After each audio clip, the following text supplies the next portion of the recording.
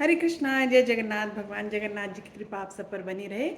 भगवान जगन्नाथ जी की एक बहुत ही सुंदर भक्त थी।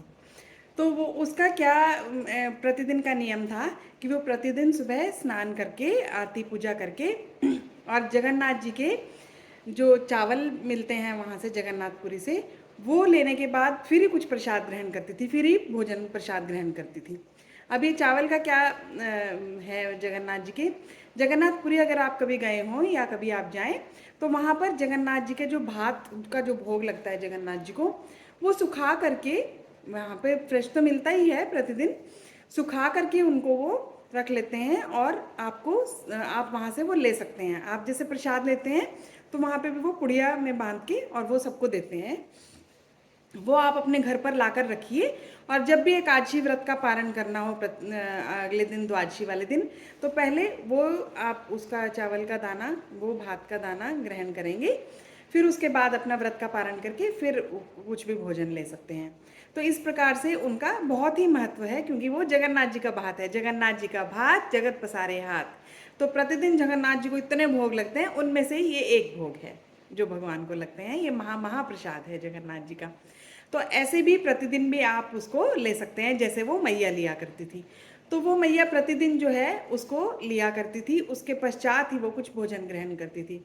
एक बार ऐसा हुआ कि उनको लगा कि उनका जो है ये उनके पास अब और शेष नहीं है, उनके पास वो समाप्त हो गया है, जो निर्माल्य है जगन्नाथ जी का, वो भात है, वो समाप्त हो गया है।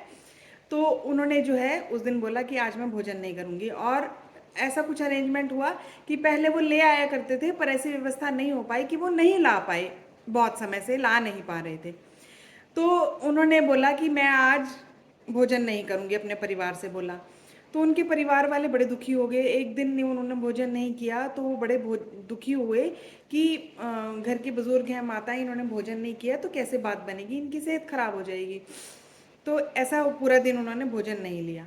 तो रात को उनके स्वप्न में, उन मैया के स्वप्न में जगन्नाथ जी स्वयं आए और जगन्नाथ जी ने बोला, मैया आज आपने भोजन क्यों नहीं किया?